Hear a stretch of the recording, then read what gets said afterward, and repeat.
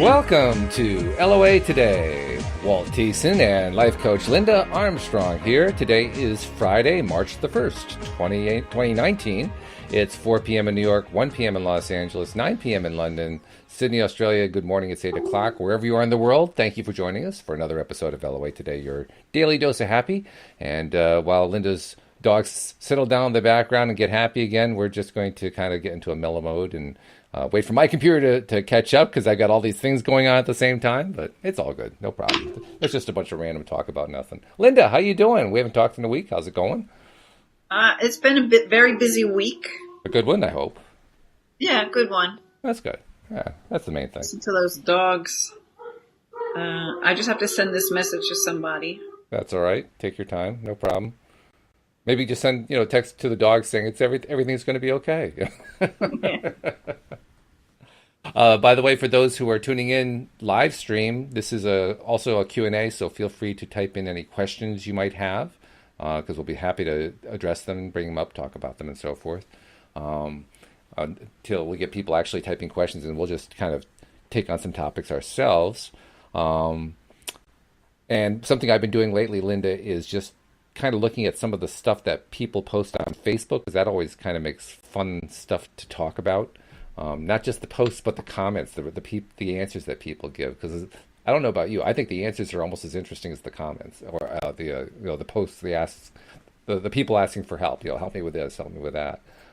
Right. Just because different people have different understandings about how the law of attraction works and what's the best way to be a deliberate creator and what's the best way to, what are the best methods to use and all that kind of thing. So you get lots of different viewpoints and so forth.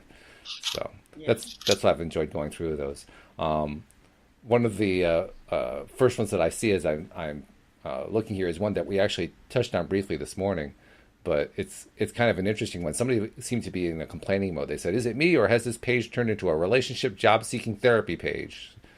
And we kind of were chuckling about that this morning because what's wrong with doing therapy? That's the thing that I was wondering. But some of the comments that people were leaving. But you know what? I think I get that person. You talk. What page is that? The Law of Attraction. It's in the Law of Attraction Changed My Life group. Yeah. Because I happened to see a comment that, and you commented on it too, about what I see. I don't even go on that page to tell you the truth, because it's people complaining about everything. Well, yeah, there's plenty of that. They're never going to get Law of Attraction if they just keep complaining and telling those same old stories. So that person who wrote that is probably tired of seeing that kind of post on that page, when it should be more about, how's this working for you? How can we get this working for you? This is how you'll find the help in your life, by following these teachings and not like complaining about everything. Because I tell you, the first part of awakening is realizing it's nobody else's fault. Well, that's true. Yeah, that's what very happens true. with you is nobody else's fault. It's a vibration. You brought it in, and people don't want to hear that. But when you wake up to it, well, that's where the magic is, because then you realize, oh shoot, okay, I created this. I can uncreate it. How do I do that? Okay, well, maybe I'll pay attention to some of these teachings of Abraham or Neville Goddard or the many million people. Joe Vitale, I love Joe Vitale. He's got a lot of great books and courses that are so inexpensive that there's no excuse not to do them. Know what I mean? To really get some help, get a coach, like any one of us who maybe are on the show with you all the time, Walt, right? Yeah. So I saw that and I thought, I don't really go on Facebook that much anymore. Yeah. But when I do, and I guess I might have saw something, and maybe, I don't know how it brought me to that, maybe because you were tagged on it or something. I don't know. Could be. Well, it's also gotten a lot of activities, so that can also do it. But yeah, it could be. Yeah, it probably just came in my feed because of people I know that might be on it. Right. So anyway, I was like, It's interesting how we all have different reactions to it. That's one of the reasons I don't go on Facebook. People just want to moan there's a lot of it. I mean, it's really too much negativity for me anyway. I hear you. Yeah. Everybody, I guess, can kind of look at it differently. I know that a lot of people go on for help, and you're right. There are a lot of people who don't really want to be helped. They just want to complain. Right. They so just it depends on how it's asked. Right. It's like, I haven't been able to empower myself into sorting through this thing that's going on in my life. Anybody have any suggestions? Oh yeah, try virtual reality. Oh, try this, explain a process. but not like it's this one's fault, it's that one's fault. My life is miserable. Change it. Yeah. It might sound like I'm being heartless right now, but I say it with the most compassion that you have to change your own life. This is true. Stop blaming everybody else and see what is it within you that's allowing that to be in your existence. Where are you not believing in yourself? Where do you not have the confidence to stand up for yourself or whatever it might be, Yeah. My dogs they're like... Well, see, they're the ones that are trying to post about all the things that are going wrong in their lives right now. I think they're saying, wake up, people! Oh, that's funny. Listen to my mommy. Yeah, right. Yeah, I mean, I agree with you. I mean, certainly everybody who's posting about all the things that are going wrong are focusing on the wrong thing. I sometimes skip them. I don't let it affect me one way or another. But often I'll respond to them, and my response is usually along the lines of, "Okay, well, you just outlined all the things that are going wrong. Tell me what's going right." I get some interesting responses out of that one. That's the comment. That's one comment I saw that you commented back for that person. Yeah, what's going right? Yeah, and sometimes they ignore it. Say something about change the story, which is a good response. Yeah, but a lot of times those people they're only going to draw on people who want to most likely going to want to commiserate with them, which is what they get a lot. When they're not getting that. So when everybody starts posting all this helpful stuff, they're going to have to leave because it's not what they're there for. Yeah, that's right. Doesn't it suck when life gives you exactly what you asked for and it's not what you want? You mean I have to start taking responsibility and do something about it? God forbid. We can't have that. Yeah. It's true. That's exactly what happens. I do like it, though, sometimes when people... You throw that kind of comment at them, so what's going right? And every once in a while you get somebody who says, oh, yeah, I forgot about that.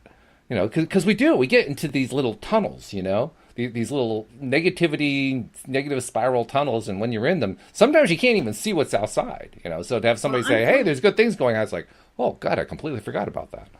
Unfortunately, because it feels comfortable, because it's what you know. But you got to get out of that comfort zone, especially when it's not it's not doing anything for you. It's not making anything better. Absolutely. Yeah. To have all your friends say, yeah, that guy was an asshole.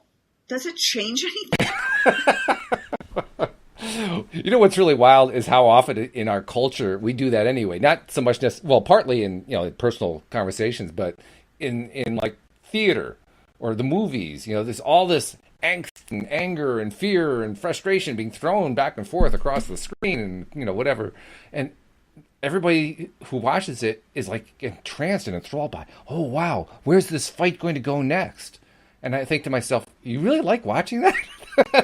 I mean, I'm kind of like you in the sense that when I hear about people who are watching like a horror movie or a violent video game, Game of Thrones kind of a thing, I say to myself, yeah, that's really what you want to do? Because, I mean, it doesn't turn me on at all. But, whatever floats your boat, It depends on how you look at it, though. I watch a lot of that stuff. Do you really? I'm a huge, Walking Dead fan and a whole bunch of things. But the thing is, but you have to be aware of, you are in, a hypnotic trance when you're just letting yourself be given all of this stuff. And that's why you'll find, if you binge a show, my husband and I will binge a show for a couple of days and we're barely falling asleep because we're I think I can do one more. But then it winds up, it's in your dreams. Your brain's now trying to process this and it starts coming into your dreams for a couple of days. Right? But you know what? It depends on how you look at it. It's yeah, I'm going to watch this because you know what? It is entertainment and you do want to see that person rise above and conquer whatever. Overcome the aliens or it's entertaining. Sometimes it is, yeah. It is entertaining. So some of them are but it depends I on should how other people, Yeah. It depends on what you do with that energy, how you look at it. It's like watching the news and plus the other thing too is we have to ignore my dogs, is that you think that that it's fiction. Somebody wrote it. It's a story. Yes. It's not like watching the news and being brainwashed with that stuff. See, now I have the same reaction to that. I have the same reaction to that you have to Game of Thrones or one of these others. Because to me, you think it's entertainment? You Well, don't mind it? well, to a degree. I mean, I can tell when I'm kind of sliding over the border into getting frustrated, and that's when I turn it off. Well, All actually, right. I don't even watch it on television. I watch, I read stuff online and so forth. I don't actually Yeah. watch the television. I actually Yeah. watched more television news this week just by watching the Michael Cohen hearings than I have in the last 5 years. So, I mean, that was the most television I've watched. But, But you're aware of it, though. So oh, you're yeah. aware of when it starts pulling you too far the wrong way. Oh, definitely, yeah. Yeah. Because, well, first of all, I was a political scientist. That was my degree. So I have some experience, paying close attention to this stuff and being in over my head and drowning in it. So I know where that end is like, and I Yeah. recognize it now, and I know when to stay away from it. And I kind of use it as a way to practice putting boundaries up, if that makes sense. Because Yeah. Well, when actually, when you're being inundated by this stuff, can you put up something that says, you know what, I'm just not going to react to that? Yeah, I see it. Yeah, it's there, but I'm not going to get upset about that. I'm just going to find a good way to look at it. but last week you mentioned how you don't even you did realize it, but maybe not consciously, that you're sending like love to different situations and stuff like that. Like I know some psychic mediums who will watch it purposely so that they can get a tune on where energy needs to be sent Mm. and then send it. Wow, good Yeah. for them. Yeah, I can't say I go quite that far. I think that's kind of the direction I'm aiming toward. I hadn't really thought about it in those terms. I just use it as a way to kind of practice my own thing. Like, we all have we have so much input coming in. We have more data coming in than anyone ever has previously in history. There's just it's a data overload situation. So we have lots and lots and lots of opportunity to practice. What am I going to focus on? What don't I want to focus on? No, I mean, certainly we can walk away from something. We can turn the TV or the computer off or whatever. But even when you do that, there's still plenty of data coming in. I mean, it's just everywhere. You can hardly get away from it anymore. So you have to at some point kind of build up the mental defenses. And that's the way I look at it. I look at it like I'm practicing deciding. I'm going to filter that out and I'm going to let that in. Here's what I don't prefer. Here's what I prefer. And see how well I can Right. actually stick to that. Right. And then when I run into something I don't prefer, this is the real challenge. Can I find a way to see it that I prefer? And I can't always find that, but sometimes I can. And when I can, that's a victory. That's something I feel like celebrating. Like, yeah, I found a good way to look at that I didn't see before. And what if you added energy to it? Like, what if it actually turned out that this blah, blah, blah, blah, right? Maybe you can feed that energy to for the possibilities to open up, Yeah, right? Instead of all that fear that goes towards the doom and gloom that they're projecting, right? exactly. Yeah, that doom and gloom can get you, but it's fun when you can turn it around. I'm trying to remember what the situation was. Now, that story's gone. It'll come back at some point. But it was a story where it was like what you were just describing, where you're faced with this thing, you see it in a different way, you throw it back in a different way, and the other person, it's kind of like they got a little electric shock, like, wait a minute, what just happened here? I just got knocked off of my angry spiral that I was on. Right. Yeah, yeah, yeah. Which is good, kind of Which shake is things up good. a little bit, and in a Yeah. positive way rather than in a negative way. Because so often, that's the thing that always amazes me too, that I do it and that everybody else does it. We push back in a negative way against things that we don't like, expecting that they're going to change. Well, yeah, and that's why mindfulness is so important, because when you can just be with it, and even send love to it. Mm, That's my thing. Send yeah. love to it. Then you open up an opportunity for that energy to shift into something better than where it's at. And I remember you talked about that last week. How you'll be walking down the street and you'll just send some love there, Yeah, and I do send that. some love there, and send some love there. You just do it like a I do regular that all the thing. time. That's pretty cool. I do that. How long you been doing that? That's just normal. Just as normal. So A it's long like time. it's just built-in habit. That's pretty cool. Long time. Yeah. Well, that's why I'm lovemylife.coach, because it's all about the energy of love, Yeah.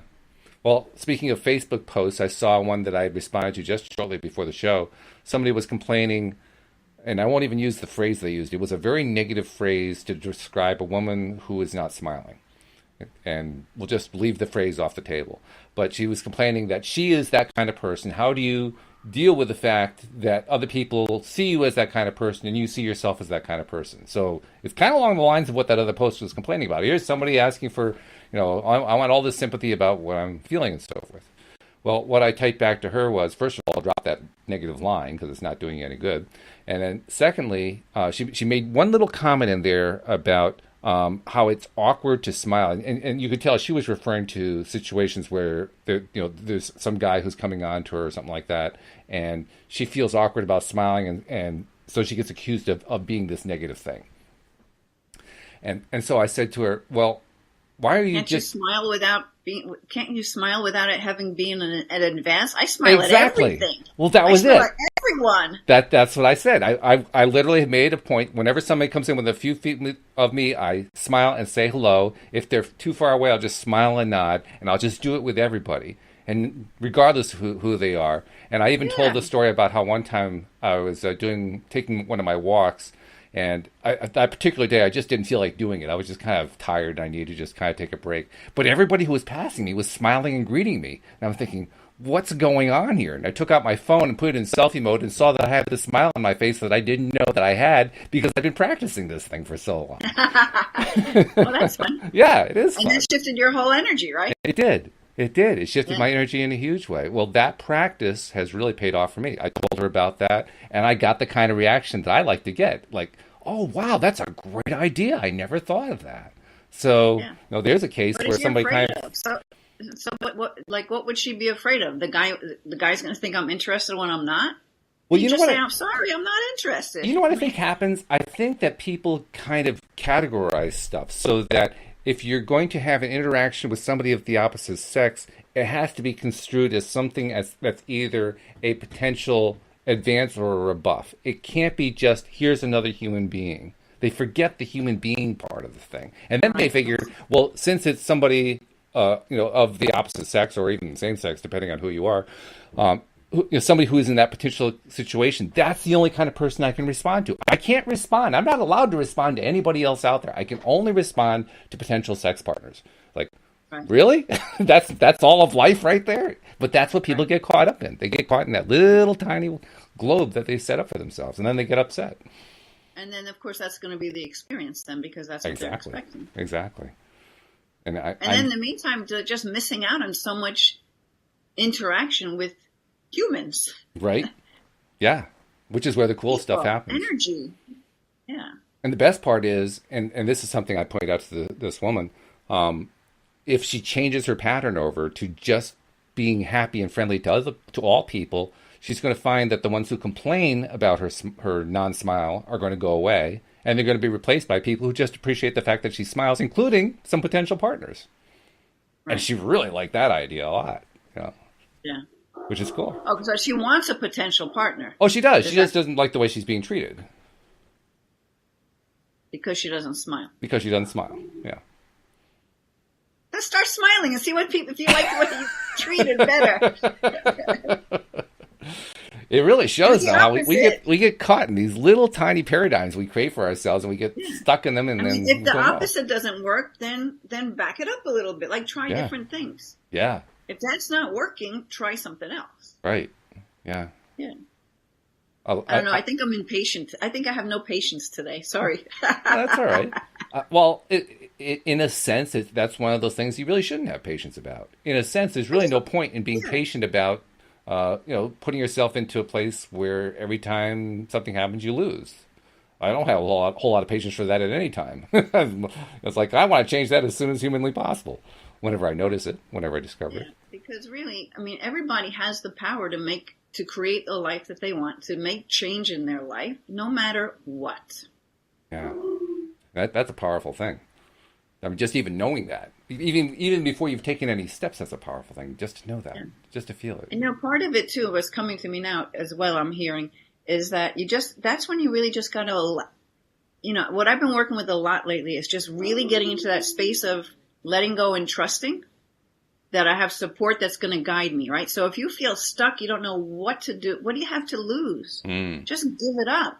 Like let go and let God, or whatever you want to call spirit, source, whatever you want to call that energy. Why not just let it go? Even for a couple of days, it won't kill you. Yeah, right. It won't be the end of your life. See if you notice anything that shifts with that. because I'm really been playing with that a lot. You know, I think we talked about it a little bit, not getting sucked into the ego mind, letting the soul Mm-hmm. self come through. Mm-hmm. And that's really all about trusting. Yeah, trusting that you have support that's going to help take you some. So if you feel, you know, like, and sometimes I guess people wait till they're desperate to give it up and then everything changes, right? Oh, yeah, that's common. Yeah. So we want to do that before we're desperate. Right. Why go through the angst if you can avoid it? Why work the energy the wrong way so Yes. long and for so far until you're like, I give up. Give up early. It sounds easy. I know it's not easy, but because we're so used to trying to figure it all out, but we're just so limited in trying to figure it all out that when we can open up some space for the unknown to show up, Yeah. then it makes everything so much easier. You feel a lot lighter. And then, of course, inspiration comes in. That certainly describes what I've been learning for myself over the last year to a year and a half. This idea of just letting go. Let go, let go, let go, let go. For my own self, I'm kind of I'm not a micromanager. I'm sort of an overactive doer. Like, you know, I want to get from point A to point B, so I'll figure out something to do, and I'll just do it like crazy, even if I'm not getting to point B. No, I have to get this right. I have to, everything's got to be just perfect. And then even if I make everything just perfect, I still don't get to point B. Because I got so hooked up in, oh no, I gotta do the doing, that I lose track of where the path went. It's like, oh no, the path's over there. Yeah. Yeah, I can relate to that too, because I'm able to get a lot done, but you just have to kind of feel the energy. Like if you can have the presence of mind to feel when your body's getting kind of tight in the doing, yeah, then you're like, wait a minute, drop your shoulders. You're like, oh God, I didn't realize I was like this. Mm-hmm. Okay, so do I have to get all of that done today? Right. Does it have to be done exactly that way? Like maybe there's another way. And then when you chill, then the perfect solution comes in, which saves you 5 hours. Right. Exactly. Right? Yep. Yeah. That's exactly what happens. Yeah. And I think it's useful to know what your own signals are. About, here's the signal that tells me I'm trying to hold it in, like you said, trying to do too much with it. For me, it's like tightness in my jaw, my gut getting into a gnarl. Those are my two primaries. If I feel either one of those going on, I've gotten a lot better now at just kind of stopping and saying, well, I don't know what I'm doing to have gotten there necessarily, but at least I know I can just kind of relax and breathe for a moment. And then while I'm relaxing and breathing, then somewhere along the line there, I kind of get to the point of, like what you just said, will the world end if this doesn't get done today? What's the worst possible scenario that comes out of this not being done today? And then usually one thing leads to another after that. And actually, I could even feel sometimes where I'm like, God, I'm kind of tired. Like for me to continue creating this right now from this energy, I could probably do it, first of all, a lot easier and better in less time if I just like chill, watch TV, get a good night's sleep, and come back to it. Oh, yeah.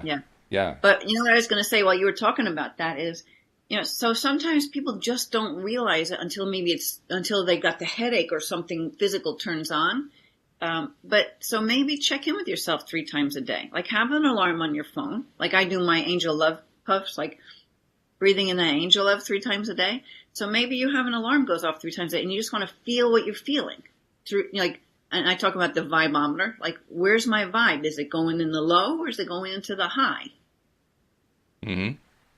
Yep. So, and the more you do it and you catch yourself doing good or higher, you're like, all right, this is pretty cool. I'm actually doing better than I thought I was. And the more you can feel what that feels like, then when it goes like this, you're like, oh, hold on a second. What just happened? Yeah. It's just really getting in tune with your own vibration is what's needed. Exactly. So that because I could feel it so easy now, especially over these past couple of months where I've really been working with the soul ego stuff. Mm-hmm. I'm probably going to create a course around it. I'm just trying to figure out the best way to get it across. I could feel it like almost, I could feel it right away. And if I don't, it's really only a little bit into it when I actually do. It's not like to an extreme. Right. It used to be it would be at the extreme point where I'm like, oh my God, what's going on here? I can't believe this. I was doing fine. Sometime, I don't know, maybe it was yesterday. I don't even know, because you get sucked into it, right? Yeah. Yeah, I know that feeling very well. I've I've actually tried that idea of setting up a schedule.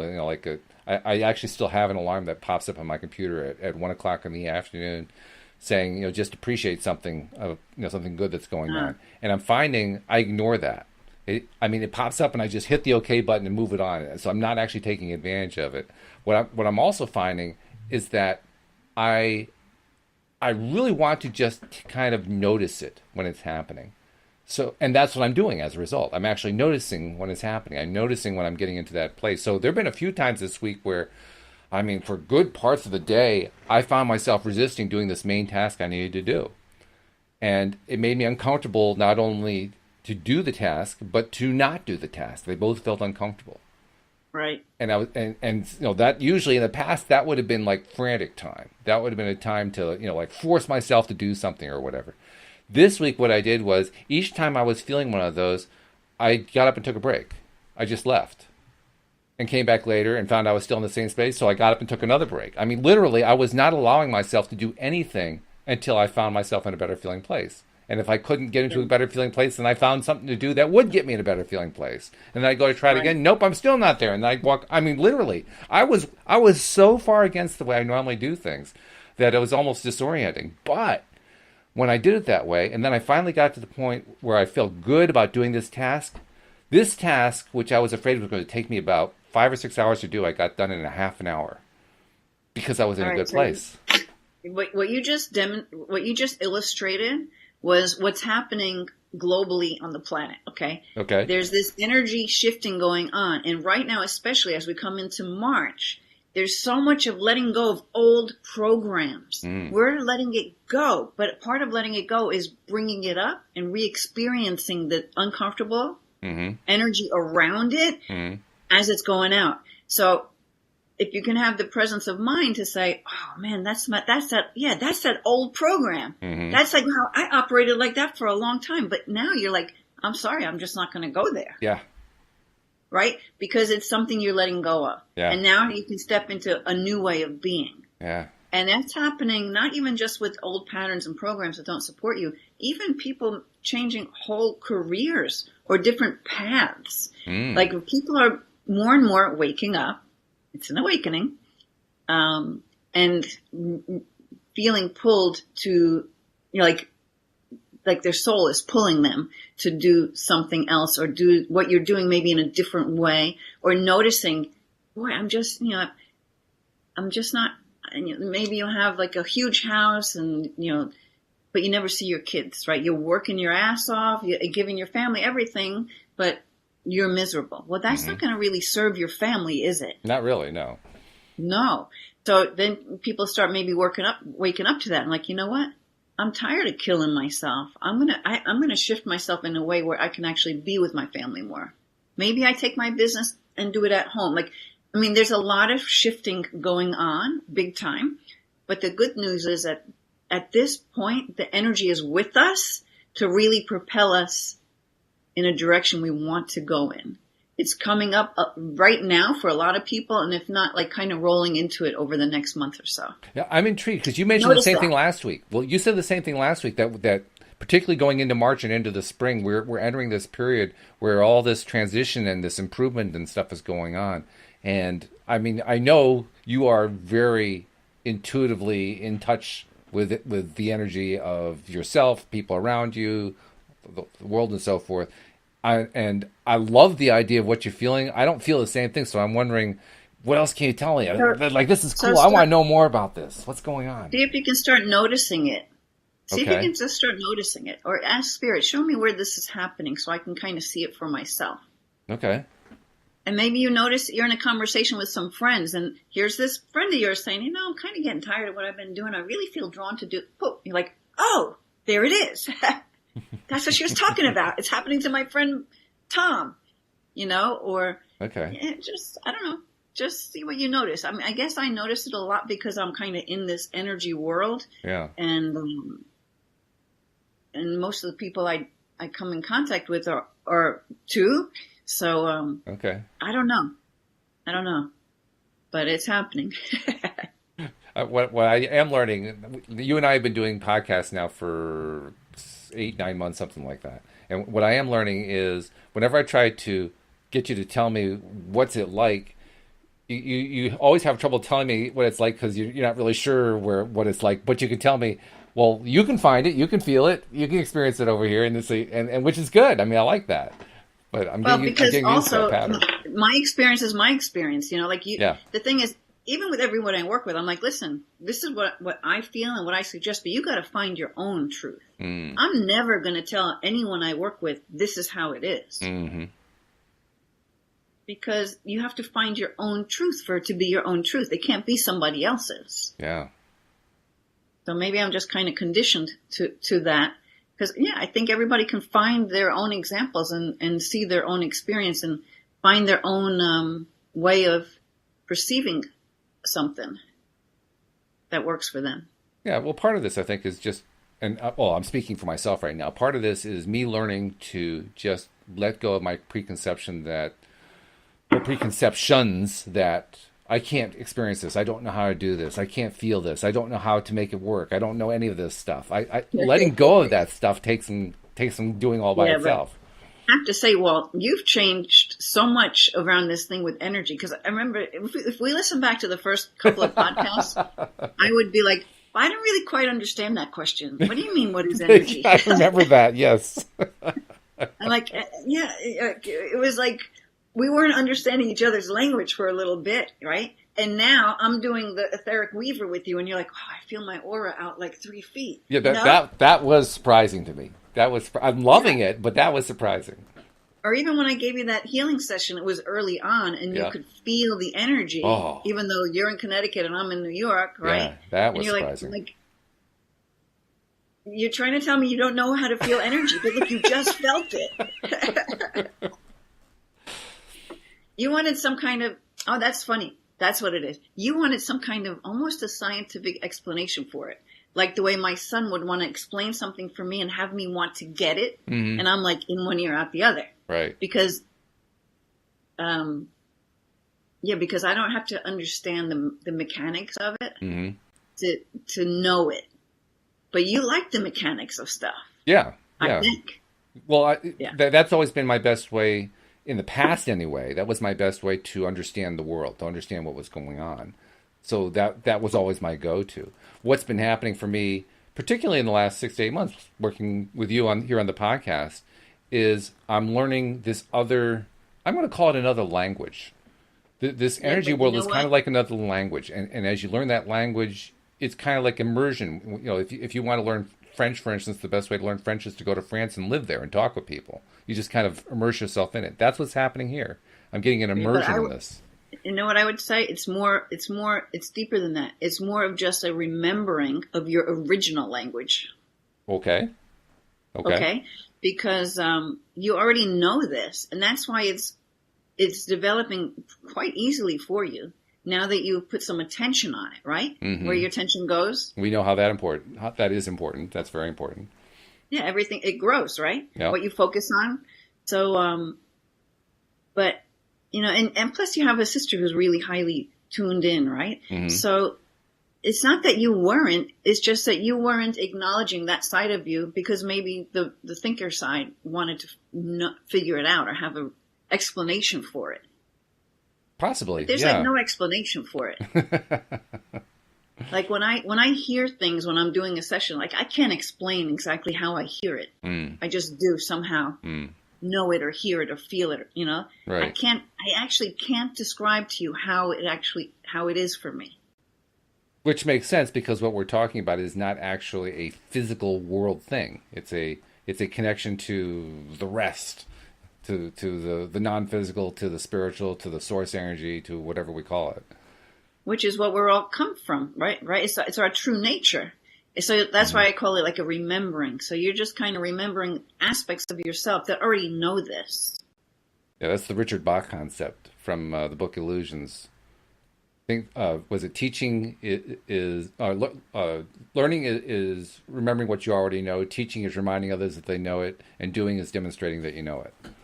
Oh, what book is that? I don't know that. Illusions? You never read Illusions? Oh, I can't believe you never read Illusions. Oh, definitely. Who's that? Richard Bach, you said? I'm writing it Richard down. Bach, yeah. He was the author of Jonathan Livingston Seagull. That was his first book. And Think Illusions it was comes his on second or audio? third. I hope so. Oh, I'm sure it does. Yeah. I mean, it's that book's been around for a long time, so I'm sure there's an audio Okay. book of it. There's got to be. But Yeah. oh, great book. Yeah. That's a fun read. It's not deep at all. It's written in a fictional form, and it's just you'll fly through the story. It's great. It's about as Oh, easy a cool. read as Jonathan Livingston Seagull is. It's along the same lines.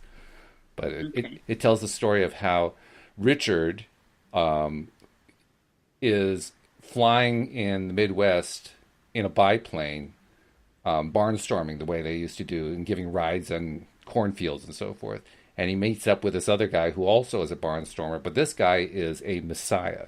In other words, he is an advanced soul. He's an advanced being who has decided to fly along with Richard, and then he's teaching him stuff all along the way that are of a spiritual Wow. nature. Very Oh, fun. cool. Very fun. Yeah. Yeah. The subtitle is Illusions: The Adventures of a Reluctant Messiah. Ah, all right. I'm going to go right on Audible right after this call. Yeah, I recommend that one to anyone. All of our listeners, I definitely recommend that. That is a wonderful book. That book was one of the first books I remember reading that actively started to open this door for me.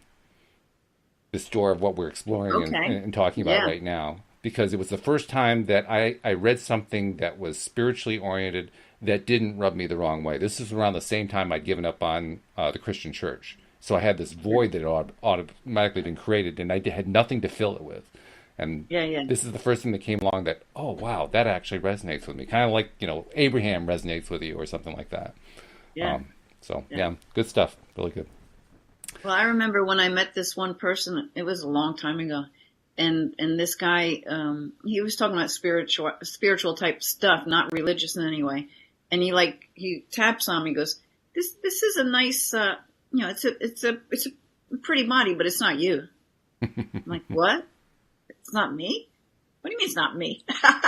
It's like I almost can't remember this, but I think I didn't see myself as the soul. I saw myself just strictly as the Sure. person, the body. Yeah.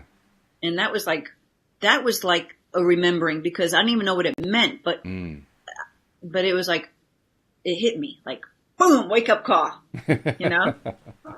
Like, ooh, that's okay. Kind of find out about that. Oh, look, I got my dogs going. That's all And I right. did boom. They're like, what? Well, we already know how powerful you are energetically, so all you have to do is just boom, and the energy just flies off in all directions. That's probably what happened here. It's okay. I mean, the good news is that you haven't affected the electronics, so that's the main thing right now. Yeah, that's the main thing. Well, I'm not using a mic, but I do want to buy a new one and try it out again. Oh, you do? Okay. Well, that's Yeah, good. I'll probably get another one. So let's see. What else can we talk about where law of attraction and deliberate creation is concerned? Well, today is Friday, and it's Friday the 1st of March. And I was remarking this morning how, wow, March is here already. What happened to January, February? That ties Yeah. into something that I was talking about with, who was I talking with? Steve Rowell, I think. Steve, who does the Thursday afternoon show and the Tuesday morning show with me. We were talking about how time flies when we're really enjoying doing the podcast, for instance. And I've been kind of working on the idea, can I take times or events where I'm really enjoying myself and slow the time down? Sure you can. And I've been working on it. I haven't got it down as slow as I want to get it to, but I've made at least some progress along that line. So I'm glad you said that. How do you go about doing that? How do you get yourself to slow it down? I've actually been speeding up time, not slowing it Oh, down. you've been doing the other. Oh, okay, you're going the other direction. All right. Like if I'm late to get to an appointment that's at my karate school and I'm still home and it's like about a half an hour away, I'll be like I'll be doing like a process to get me there quicker than I physically know I can. And I've done it a few times where I've gotten there in like 15 minutes, where it's easy, a 25 to 30 minute ride. Yeah. And so you can explain how it happens. So I've worked with it that way. Mm-hmm. Well, I'm that's told not that's to slowing play time down. That's really slowing time down because you slowed it down long enough so that you can get there at your normal speed. Yeah, I and you got stretched there. it so I can get there within a certain amount of time. Yeah. Okay. My sister told a story one time that I loved. How she needed to. She was in at the time she was living with my parents in southwestern, well, not totally southwestern, but central southwestern Virginia, at a lake where my parents lived, and then she needed to get to D.C., which was about normally about a 4.5, 5 hour trip, something like that, from where she was, and she needed to get there in half the time. But she didn't actually try to slow time down. What she did is she tapped into her spirit guides and said, "I need to get there fast." And they said, "No problem. Just hit the floor, with your foot, and then we'll tell you when to slow down." And so she basically let her spirit guides tell her where the speed traps were, so she'd get to DC on time. Yeah, totally. Did I mention that Greg Braden experience with you? You mentioned Greg Braden. I don't remember precisely what the experience was. I don't remember which of the books it was or courses of his where he was talking about taking a group of people to see some, I don't know if he was in Egypt or somewhere, like he takes people to these different places and they look at these sacred texts and different things. Okay. And they were on a ride, which would be like, say it was a 10-hour bus ride. I don't even know. I don't remember. Okay. And I'm really bad at telling the story exactly how it was told. So you'd have to find out from Greg Braden to know for real. Okay. But basically what happened was the people on the bus, some of them had been on this trip before and some of them were brand new to it. So Greg and all of the people that he was with on this group that he took to this other country to go see whatever it is they're seeing, we're talking about the experience. We're talking about the place where they go into and what they loved about it, and just everyone, the people who hadn't been there yet, were so in the energy of being at the place. And then they didn't even know it. They just were, because they're just talking about all the stories and they're so excited to actually get to the place. Right. And then the bus stops and the bus driver is outside and he's looking around and he's looking at his watch and he's looking around and they're like, "What's going on?" So Greg Braden goes out and asks him, "What, is there a problem? Why did we stop? What's going on?" And the guy's like, "We shouldn't be here." He said, "What do you mean?" He goes, "We shouldn't be here yet. We should be like hours away from here, but we're here." So because they were so in the energy of being there, they were there. Oh, that's wild. That's a great story. Well, I'd have to Google that and see if I could find out which of his. It's probably I don't know if it's something I saw of his online or if it's one of his audio courses that I have. I don't even know. Yeah, that's cool though. I mean, because they managed to slow down time while they were having their conversation that they slowed it down for the bus driver. That's pretty darn good.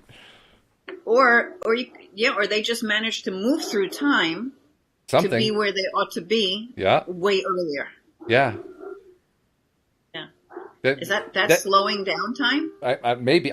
That's one way to express it, I guess, is to express it as slowing it down. Maybe you're right. Maybe it's just kind of slipping through it really quickly. I have no idea. Yeah. All I know is that if I was that bus driver, I can understand why he'd be confused because he doesn't expect to be there that quickly, and all of a sudden he looks out. Yeah. Wait a minute, we're here. Right. How did that happen? Yeah.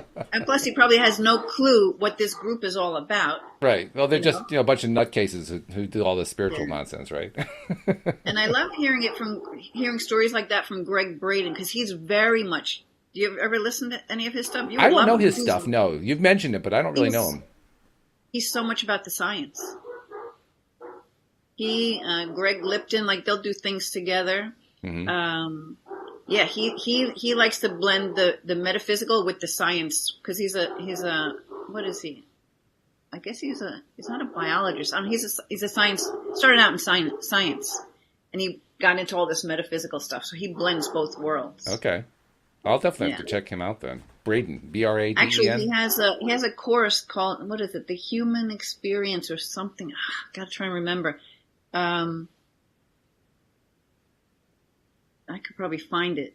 And that, you would love this. I'm going to find it. Well, I'm going to just take a quick look at something because I know where I can find it. Okay. All right. Well, I'm going to, when we're done here, I'll go, first I always like to look through my local library just because that's my way to preview stuff. If I find something I like, then I go buy it. But I'll see if I can find it in the library first. This one particular thing, it's a course of his. It's like a 8-week course and it's on some Here, I'm going to find it. I have it. Human by Design. Human by Design. All right. Yeah, with Greg Braden. And what's the network? There's a network that this is a part of that he does it with, but I can't see that. But anyway, that's all right. That's right. That gives us enough to find it, so listeners can find it. Human too. by Design, and he'll go and he talks about how there's this missing, maybe not the missing link. Let me get out of here. Find out where you are. There you are. About when like what is it, Cro-Magnon man, and then humans as we know it now. Mm-hmm. And what happened and how that was some kind of intervention from aliens or whatever that changed the whole DNA code. Wow. Like you would love this. You got to get that. I am does so sound bad at trying to say the science back to you. I could never do it. But I've absorbed everything he said. Like I know it inside of me somewhere. Yeah. I just can't articulate it. Yeah. You would love this. It's not an expensive program. You can just get it and you just. Yeah. I did it live when they first recorded it. Uh-huh. So it's probably now just down. I don't know if he's doing it live anymore or if it's sure just a recorded thing. Yeah, I'm sure I can find it. That's not a difficulty. But yeah, I'll check that out. Anything from him. I mean, he's got that famous clip too, which I love of his, where a tumor shrinks away to nothing. Oh, the video, the Chinese doctors were that's very cool. He's the one who brought that out to everybody, right? Right. Okay. Yeah. Now I know. Now I have the face because I remember his face in that video. Yeah, he's got like gray hair that kind of sticks out. Yeah, it's all sticking out. Yeah. Right. Okay. And he does a lot of great stuff. Very cool. Yeah, that video. And for anyone who hasn't seen that video, just do a search on YouTube for the tumor shrinking in 3 minutes. 3 minutes. Yeah. Yeah. Fascinating to watch a tumor disappear in front of your eyes on an MRI. Just amazing. Right. Which just leads to what we say, how we create our own reality, right? The woman is so trusting in the men that were there doing the chanting and she believes so much in this power to be able to do this that you watch it in real time on the sonogram. Right. Think. Yeah. Unbelievable.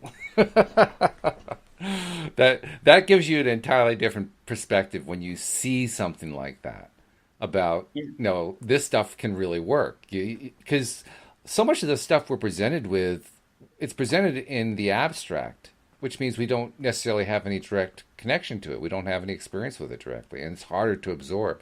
But when you can see it and watch it happening and experience it in some way, boy, does that make, we talk about proof. That's all the proof that people really want. They want the proof of experiencing it. Right. So, I mean, my rotator cuff tear, I was in pain for 10 months. Couldn't lift my arm, right, as a karate teacher. Yeah, you need that. I had to have my arm in a sling because I'd go to want to use it and I'd be in like extreme pain. I put the sling on to remind me not to use it. Mm-hmm. When I decided, I just got this message somehow that I can heal myself. Mm-hmm. Within 2 months, it was healed. Wow. Basically, all I did is through meditation, put that energy of love right in there. That's cool. That's why I work with this energy so much, because I know firsthand that it heals. Yeah. I had a bone spur, and it was tearing the I forget which one it was, within my rotator cuff. There's a couple of different pieces that could be torn. Affected, right, sure. Yeah, I don't remember which one it was. Anyway, all of a sudden it's good. Yeah, that kind of major transition. It's like, what happened? The bone spur is gone now? Like the tear, it just, it's okay? Yeah. It flies in the face of what we are taught generally by our society, by our culture. Miracles can happen, but they're pretty rare, and you can't count on them and all that kind of stuff. So we begin to believe that. And we're exposed to it over time. We're brought up with it, so we believe it more and more and more and more. It takes this kind of an event to kind of turn that whole cycle around and say, you know what? All that stuff that I was taught apparently isn't true, because apparently you can get rid of a tumor in 3 minutes. Apparently you can heal a rotator cuff in 2 months. Apparently, in my case, I could heal ligaments in my knees that normally would take 9 months to a year to fix. I could heal them in a week, which I did. Apparently, you can actually do this stuff. So the thing is, if we would talk about those stories more, the belief would be different. Oh, you get go heal yourself. Yeah. Go heal yourself. Got something wrong with you? Heal yourself. Yeah, but you can. I just want to look at something because it That, reminded me of a card. that would be an interesting way. You know how people say, oh, go blank yourself, get out of here, kind of thing. How about, well, just go heal yourself. Yeah.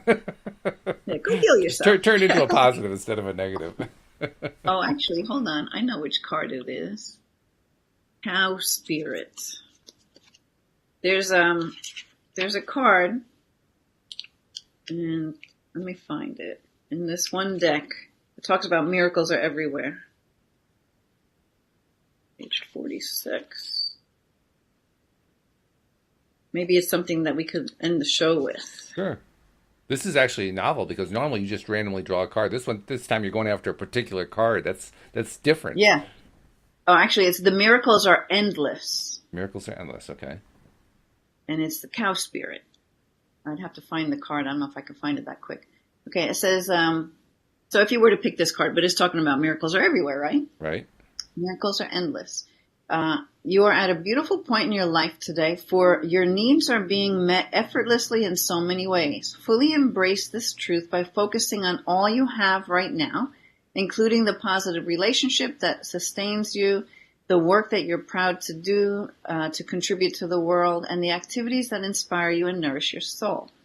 Cow Spirit nudges you to pay attention because this is the perfect time to focus on the choices, actions, and behaviors that you know feed your soul and bring your heart contentment. Now is also the time when you will see many of your projects and commitments that were set in motion in the past begin to yield valuable gifts that will bring you joy and love and sustain you for a long time to come. Now that's another part of this March energy, actually. Things you've been working on, maybe you were struggling to get it going. Now all of a sudden it's going to start taking off. Momentum is going to start backing it up. Okay. Yeah. So I'm glad I read that because that reminded me. That's part of this March energy. It's part of the 2019 energy, but really starts to take hold in March. Okay. Stay positive and share your well-being with others. The more you share, the more you'll manifest. So be generous. Cow Spirit promises you that you will never run out of miracles. Ooh. That sounds Then nice. the other side to this card, because it's either upright or reversed, and since we didn't actually pick it, I'm going to read both. Okay. Okay. So the other side of this card says, Cow Spirit asks you to pay attention to how you nourish your mind, body, and spirit, because right now you're wobbling around like a newborn calf on its unsteady legs. Okay, so for anyone that was feeling that they don't really buy the first part of what I wrote, let's see if they feel this one better. Okay. So it says, perhaps you've been spending too much time distracting yourself on the internet or obsessing over a relationship or choosing to eat foods that are not healthy. Whatever it is, you're being nudged to assess how you're looking after your needs. Remember, the universe has a way of reflecting back to you events and conditions that match how you treat yourself. Cow Spirit reminds you that the universe wants to give you the very best, but needs you to do your part to participate and nourish in the well-being. Perfect. That goes along with everything we said earlier, right? Yep. So it says, heed her message and everything will shift in your favor. Universe wants to give you everything. The miracles are endless. Just have to line up with it, and you can. You can decide to line up with that energy. It's a cool card because it does remind us that, it ties into what we talked about at the very beginning. We were talking about that post that kind of rubbed you the wrong way and rubbed me the right way. And we were talking about the perception and how you're going to react to it and so forth. This is basically saying the miracles are there. How are you going to react to it? What are you going to decide to do? What's your response going to be? It's up to you. But what if you decide to kind of buy into it and accept it and let it come? It's going to come in flowing. And I like the fact that you hold the power. You hold the keys to your own domain. It's you. Everything's a reflection of you. Mm-hmm. Yeah. I'm sorry, I cut you off. No, that's all right. That's all right. So I'm thinking about that in terms of what you just told us about what's happening here in March and April, how it's all the way I heard it. I'm not sure exactly how you said it, but I heard it like there is a gate opening or there's a dam opening, a dam breaking, and all this stuff is starting to flow through now. And it's going to flow through really, really easily. And energy is shifting. And when I think about that in the context of I have the power, well, what that really means to me is I have the power. I just have to release so it'll flow. Right. So then we get into the whole Abraham thing with just going downstream, going with that flow, right? Going with the flow downstream, right? Letting it carry you, letting it take you. Mm-hmm. Mm-hmm. Yeah. Yeah. So that's when we have to surrender. It ties into everything we talked about today, right? It's like, okay, I'm just gonna let it go. Spirit, take me. If I'm going in the wrong direction, push me into the right direction. I love it. That's really good. I trust you. Take me. Yeah. Yeah. Take me. I'm yours. Tell me where this is going. Well, that's the other part too. It's not necessarily even tell me where it's going. I'm ready to find out where it's going. Yeah, show me. Yeah, let me see it. I'm ready. Show it to me. Yeah. Show me. I like that. And the thing is, allow it to show up however it shows up. Maybe you get a message in the weirdest of ways, but you're like, ooh, that makes, like when that person said to me, this is a pretty package, but it's not you. I'm like, what? But it was like, ooh, something happened in that phrase that changed my life. Mm-hmm. Mm-hmm. Yeah. I'm curious, can you remember what that meant to you at that point? I know it kind of shook your ground, so to speak, but do you have any recollection? It made me realize that I'm not just this body. I am way bigger than that. Okay. So it was really that direct. That's good. It made me know that what I am is not this. Mm-hmm. Mm-hmm. What I truly am is this energy I didn't understand it the way I understand it now, but it opened the door to like, I'm something, I'm more than just this body. What is that? And thus an energy life coach was born. And that was way, way before I ever came to this stuff.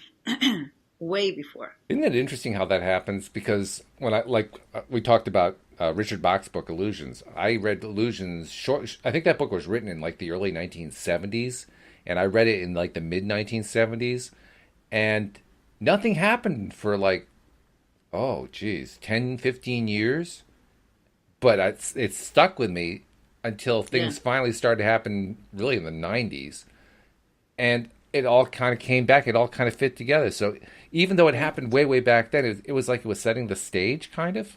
Yep. For everything else that was happening. Yeah. It's the egg. It cracks open. You can't put it back together. Yes, that's true. Poor Humpty. Something wants to be born, right? Yep. So, but I've always been interested in the stuff I'm interested in now, but I didn't look at it maybe the way that I look at it now back then. Mm-hmm. But that was just part of the realizing, the remembering that there's more to it. Mm. Yeah. Yeah. Well, we're learning every single day all the different ways that there is more to it. And I'm so grateful that I get to have these conversations with people like you so that what I honestly think is happening is you're helping accelerate me. That's what I think is really going on here. We're accelerating each other. Well, because it's a mutual thing, right? This is true. Yeah. Yeah. Very true. So I might hear something come through me that I maybe never said before. I'm like, oh, thank you. That was a good one. and I find I've talked about this during the previous shows this week a number of times, how I've gotten to the point now where I can, like, we're in the middle of a conversation and we just finished kind of a topic and there's more time left. Where are we going to go with it? And then I'll just I'll open my mouth and wait to see what comes out. I'll just start talking whatever comes to my mind. And it can be a little bit meandering at times, but if I just trust it, a question comes out or a topic comes out. And after it's all done, after I've said it, I kind of look at the other person's or person, how many, depending on how many co-hosts I have for a particular show. And I hope that they've got an answer because I can't repeat what it was I just said. I don't even know for sure what it was that I said. I have to let them talk for a bit to find out what I said. And then I remember, oh yeah, I guess I did say that. So I'm going to ask you, what was that? Well, that to me is me tapping into my inner being and letting it come out whatever way it's going to come out without my mind processing it. Channeling, okay. You're channeling. You're channeling, and the information's coming through. Mm-hmm. Yeah. Yeah. It's disorienting at first trying to do it, but it's kind of cool. Most of my healing sessions, I don't remember everything I've said. I have an idea of what it's all about, but unless I record it, I don't remember everything I said. Really? Or unless I'm somehow able to write down some of the notes while this stuff is coming through. I just don't, I don't remember everything that it was. Do you find that your It's so awareness slow. of what came out it increases over time? That you become more and more able to hear it as you're doing it? I always kind of know where I was going and what it was about, but I don't remember everything I did or Mm. everything I cleared or everything I downloaded or what, I don't remember details about it. I Oh, know okay. it's the same way I learn stuff. Like I know what it's all about, but I can't tell you the details or explain to you everything that just happened. Okay. All right. So that makes sense. I never even thought about that before. 'Cause that's basically how I learn. Very cool. Well, on that note, I think we'll just draw it to a close and say thank you very much. And by the way, Linda, remind people how they find your website. What's the website in case they want to reach out to you as a coach?